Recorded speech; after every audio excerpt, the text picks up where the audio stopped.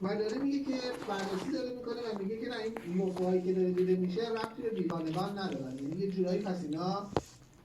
دسته، یعنی وقتی به بیگانگان آدم فضایی ربط ندارن پس یعنی ربط به آدم زمینی‌ها دارن دیگه، پس بد پیدا میکنه.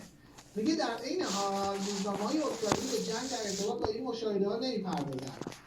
در گذشته ایالات متحده پیشنهاد و هشدار داده بود که برخی از بشقاب‌پرندان می‌توانند فناوری نظامی پیشرفته‌ای از کشورهای دیگر به ویژه چین و روسیه باشند. با این حال حتی کنگره ایالات متحده هم اکنون اذعان می‌کند که همه یوفوها ساخته دست بشر نیستند. خب ببینید کنگره آمریکایی بررسی کرده، میگه آقا بیشتر یوفوها اینا دست همین انسان‌های خودمونن و این ایالات متحده خب باور نمیکنه ایران به قدرت رسیده بشه، میگه احتمالاً مال چین و روسیه، در حالی که چین و روسیه در حوزه هوایی مثلا پرنده‌های